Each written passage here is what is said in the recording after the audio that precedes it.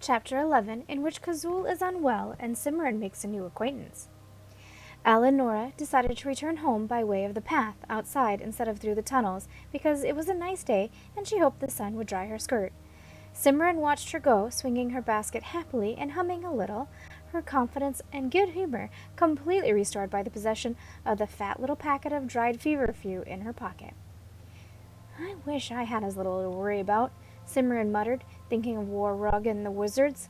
She held the burn patch at the end of her sleeve up to get a better look at it in the sunlight, and shook her head. Even the magic wardrobe would have a hard time fixing that. A puff of wind made her shiver in her wet clothes, and she turned to go back into the cave to change. A dark shadow fell over her, and she stopped and looked up. "Kazul!" she said as the dragon landed on the open path beside her. "Am I glad to see you? Wait until you hear what's been happening." "You do appear to have had a rather strenuous day," eyeing Cimorene's wet-stained skirt and the blackened end of her right sleeve. "Nothing serious, I trust?" "I'm not sure. Eleonora and I went out to pick some feverfew, and we ran into that wizard, Antorel."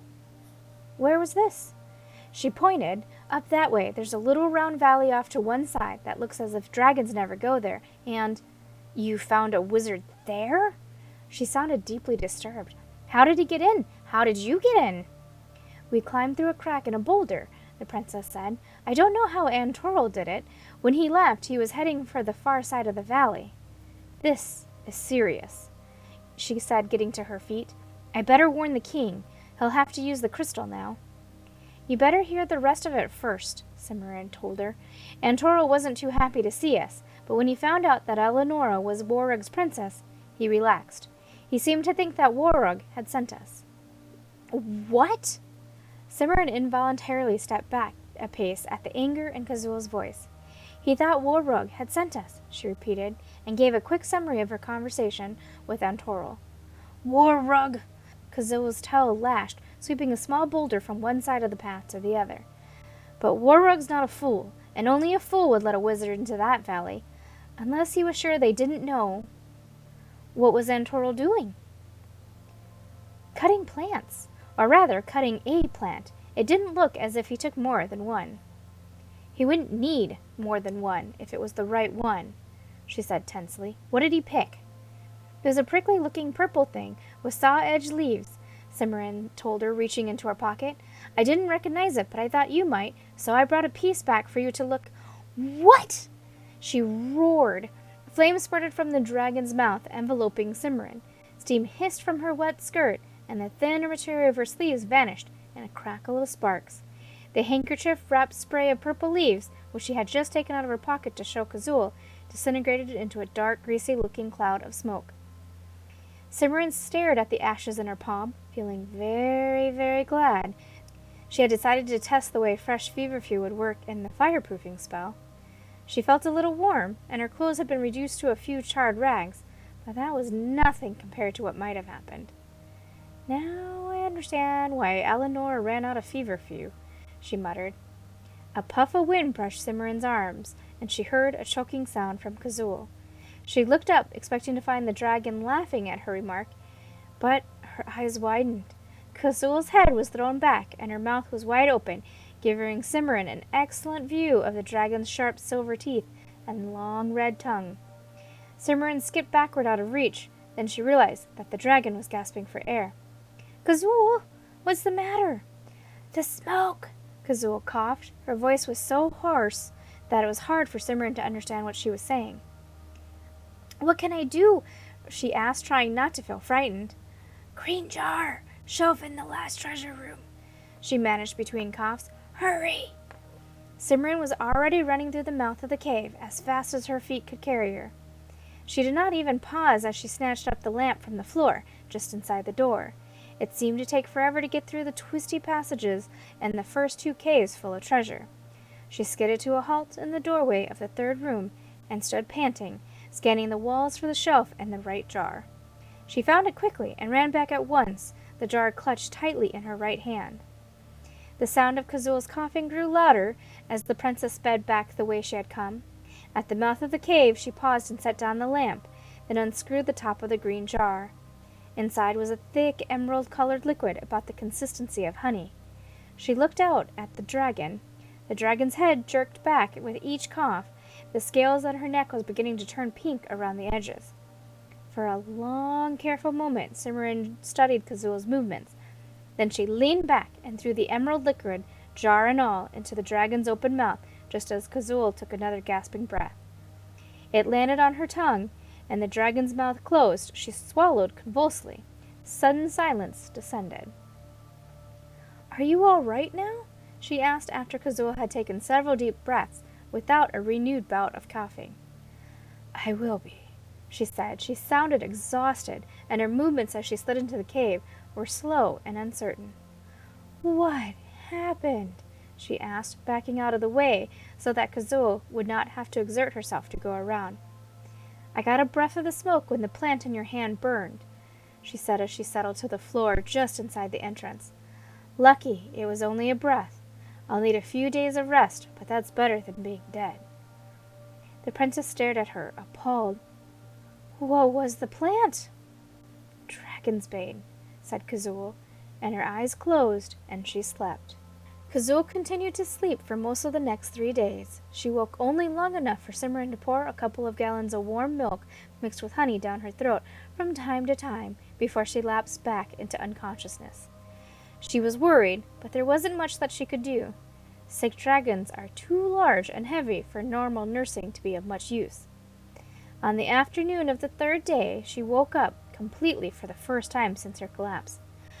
"Thank goodness," said the princess as Kazul shook her head experimentally and sat up. "I was beginning to think you were going to sleep for a month." "I might have if I got more than a whiff of that smoke." Kazul stretched her neck in one direction and her tail in the other, trying to work out some of the kinks. "If I'd known it was so dangerous, I would have never brought any of that purple plant back with me." The princess apologized. "You might have done worse than sleep for a month. You might have—" She stopped, unwilling to complete the thought. "I might have died?" "Unlikely. If a dragon isn't killed outright by something in the first 5 minutes, recovery is only a matter of time. That applies as much to Dragon's Bane as to a knight's magic sword." "Then why did you want that goo in the green jar?" "The antidote? I wanted it because I didn't like the idea of spending a month recuperating when I didn't have to. And since—" A fit of coughing interrupted Kazul in mid-sentence. Cimorene skipped backward out of the way. Frowning worriedly, she tossed a pinch of feverfew into the air and recited the verse from the fireproofing spell in case Kazul should lose control of her flame again. "Maybe you won't need a month to recover, but 3 days obviously isn't enough," she said to the dragon. "You better lie back down before you choke." "I can't. I have to warn the king if the wizards have Dragon's Bane for 3 days already." She started coughing and had to stop talking. "You stay here," she said in a firm tone. "I'll warn the king." "Tokos won't listen to you," the dragon told her, but she settled back to the ground. "Roxam will, though. Start with him." "Roxam?" she said doubtfully. She was afraid the gray-green dragon would want to go charging out after the wizards as soon as he heard they were up to something. "He'll listen to you, and the king will listen to him," Kazul said. "It's not ideal, but it's the best we can do." "All right. I'll go see Roxam. You stay here and sleep. When you get back, I'll wake you and tell you what he said," she promised. "Now go to sleep." She smiled slightly and closed her eyes. The princess caught up a lamp and almost ran to the exit at the back of the cave. She was afraid that Kazul would think of something else and start talking again, and she didn't think talking would be good for her. In the tunnel outside, she paused, trying to remember the directions to Roxam's cave. She had memorized a map in the library that showed most of the twists and turns of the dragon's tunnels, but she knew from experience that in the miles in the gray stone corridors, it was difficult to keep track of where she was. Left, 5th right, past the little chamber, right again, on past the iron gates, 2 lefts of the 3rd cave down, she muttered to herself. I wish Roxam's cave was closer. Still muttering, she started off. Though she was being very careful, she still had to backtrack twice during the first part of her trip when a mistake in counting corridors led her to a dead end. When she finally saw the iron gate that led to the caves of fire and night, she sighed in relief. The tricky part was over, and the rest of the trip would be easy. She held her lamp up and quickened her step, hoping to make up some of the time she had lost on her detours. Then, as she reached the bars that blocked the entrance to the caves of fire and night, she stopped short. There was someone sitting on the ground on the other side of the gate. She had almost missed seeing him, and no wonder. His clothes, though well cut, were the same dark gray as the stone of the tunnel walls, and he was curled in a lumpy, dejected ball. He looked like a large rock.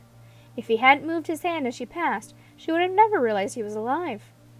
The man on the other side of the bars raised his head, and she saw with a shock that his hair and skin were the same dark, even gray as his clothes.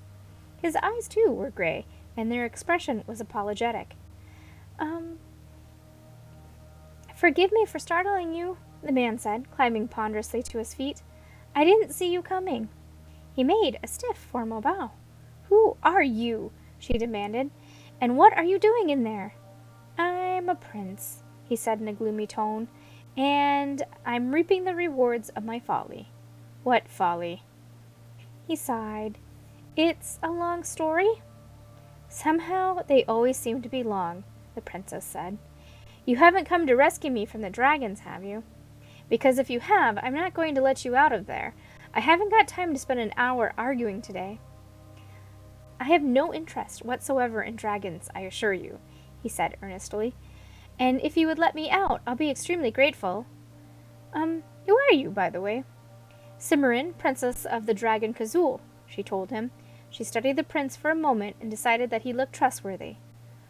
All right, I'll let you out. Turn around and put your fingers in your ears. What? He said, looking startled. It's part of the spell to open the gate. She wasn't about to let him overhear the words Kazul had used to unlock the door, even if he did look trustworthy. The prince shrugged and did as she directed. Quickly she recited, By night and flame and shining rock, open thou thy hidden lock. For an instant nothing happened, and she was afraid that she had not remembered the charm correctly. Then the iron gate swung silently open. The prince, whose back was to the gate, did not notice. She touched his shoulder to get his attention, and her eyes widened. Oh, she said as he turned, You're stone. I know, he said. It's part of the long story I mentioned earlier. I haven't gotten used to it yet. He stepped through the gate, and it closed noiselessly behind him. I'm afraid I don't have time to listen to the stories just now, she told him politely. I have a rather urgent errand to run, so if you'll excuse me. Can't I come with you? She stared at him. Why do you want to do that? The stone prince looked down at his feet with an embarrassed expression. Well, actually, I'm lost, and you seem to know your way around down here. He glanced hopefully at her face, then sighed. I suppose I can just wander around some more. I'll have to find a way out eventually. You'll run into a dragon and get eaten. I don't think it will hurt the stone, he said. He sounded almost cheerful, as if it had only just realized that being made of stone might have some advantages. Maybe not, but you're sure to give the dragon indigestion, she told him. Bother, I don't have time for this. I could wait here if you're coming back this way, the stone prince suggested. She brightened, then frowned and shook her head. No, one of the dragons might need to get into the caves of fire and night, or it might be the turn of those dratted wizards. You can't stay here. Then, I know. You can wait in the serving room just off the banquet hall. It's close, there's plenty of room, and I know no one's using it today, because I checked the schedule for Eleonora yesterday. I can take a shortcut out the back to get to Roxham's without losing any more time. Come on. I really appreciate this, the stone prince said as they started off. You don't know what it's like, being lost in the dark in these caves. How did it happen? She asked. The stone prince's expression became gloomy once more. It's all the soothsayer's fault, he said. Soothsayer? My father didn't think it was appropriate to invite fairies to a prince's christening, so he invited a soothsayer instead, he replied. The soothsayer took one look at me and said that I would grow up to do a great service for a king. I've been stuck with his blasted prophecy ever since. Doesn't sound so terrible to me. It wasn't at first, he admitted. I had special tutors and all sorts of interesting things to prepare me for being of a great service to a king. My father even sent me to a special school for people who were supposed to do special things. Did you do well? I was the top of my class, he said with a flash of pride. But his face fell again. That's part of the problem. I don't understand. This way. And can you walk a little faster, please? I'm in a hurry. It's been 3 years since I graduated, and everyone's still waiting for me to do something spectacular, the Stone Prince said, lengthening his stride for her. The rest of my classmates are already making names for themselves. George started killing dragons right away, and Art went straight home and pulled some sort of magic sword out of the rock. Even the ones nobody expected to amount to much of anything has done something. All Jack wanted to do was go back to his mother's farm and raise beans. And he ended up stealing a magic harp and killing a giant and all sorts of things. I'm the only one who hasn't succeeded. Why not? The prince sighed again. I don't know. At first it seems as if I wouldn't have any trouble finding a king to serve. Every time there was a war, both kings asked me to lead their armies, and every king for miles around who'd lost his throne to a usurper sent a messenger to my father's court. It should have been simple. Only they were always so worried about whether I was going to side with their enemies that it was easier not to pick anyone. I see, she said. Privately, she thought that the Stone Prince had been rather wishy-washy. Some of her opinion must have crept into her tone because the Stone Prince nodded glumly. You're right. It was a mistake. As long as I didn't pick a king to serve, all the messengers and ambassadors and envoys stayed, hoping to persuade me. The inns around the castle were stuffed with them. It got to the point where I couldn't show my face without at least 3 of them pouncing on me. Finally, I couldn't stand it anymore, and I ran away. It was a relief at first, not having everyone hovering over me, waiting for me to do something great. But after a while, I started feeling uncomfortable. Then I realized that even if nobody around me expected me to do something special in the service of a king, I expected me to do something. I was so flustered that I ran up to the next palace I saw and asked whether the king needed any services done. It turned out that he was ill, and his doctors had told him that the only thing that would cure him was a drink of the water of healing from the caves of fire and night. So I left to get it at once. So that's what you were doing. The Stone Prince gave her a rather gloomy nod. I should have known better. That king had 3 sons. The first 2 had already gone off to get the water and failed. Anyone with sense would have seen that the youngest son was the one who was going to succeed. It sticks out all over. But I was too eager to do my great service and get it over with, and I didn't stop and think. What happened? It took me a long time to find the caves of fire and night, but once I did, it wasn't hard to find the water of healing. The chamber's getting crowded. All the princes who tried to get the water and failed have been turned into slabs of rock. Watch out for your head. The ceiling is low along here. Then you know what it's like. You've seen the 2 dippers on the wall by the spring, he said, his shoulders sagged. I knew I should have used the tin one. It was one of the first things we learned at school. But I thought it wouldn't do any harm if I just looked at the gold one, so I took it off the wall, and as soon as I touched it, I started to stiffen up. She said. The Stone Prince was obviously well aware of how foolish he behaved. She saw no reason to make him feel worse by pointing it out to him again. So, I stuck my arm in the spring, he told her. You stuck your arm in... Oh, I see. That was clever. Do you really think so? He asked anxiously. Do you really think so? He asked anxiously. I thought that since the water from the spring is going to turn all the slabs of stone back into princes, when someone finally succeeds in the quest, then the water ought to keep me from turning into a slab of stone in the first place. Only, it didn't work the way I expected, he finished. I can see that. But at least you can still do things. It would be much worse to have to lie there waiting for the right prince to come along and break the spell. I wouldn't have had to lie there very long, he told her. That king's youngest son is going to arrive any day now. I just know it. Anyway, if I were a slab of stone, I wouldn't know about it until it was all over, and I've turned back into a prince again. How do you know? She demanded. Have you ever been a stone slab? The Stone Prince looked startled. No, I haven't. I never thought of that. Well, start thinking now, she told him tartly. Here's the service room. Wait here for me, and don't go wandering off if I'm late getting back. I don't know how long this errand is going to take, and it'll be very awkward for me if the dragons found you roaming through their tunnels. I'll remember, he promised. But what do I do if someone comes in? Duck into the banquet area, she told him, showing him. And if someone comes in there too, curl up in the corner and pretend you're a rock. All right, he said doubtfully. She did not like leaving him, but she was even less enthusiastic about taking him to see Roxham. Roxham probably wouldn't object to the prince himself, though Cimorene suspected that there might have been some difficulty over his proposed theft of the water of healing. But explaining everything to the gray-green dragon would take hours. Roxham was nice, but he tended to take a simple view of things, and the prince's situation was anything but simple. So Cimorene gave the prince one more warning, just to make sure he understood, and started off towards Roxham's cave to finish her errand. In Chapter 12, in which Cimorene calls on a dragon, and the Stone Prince discovers a plot.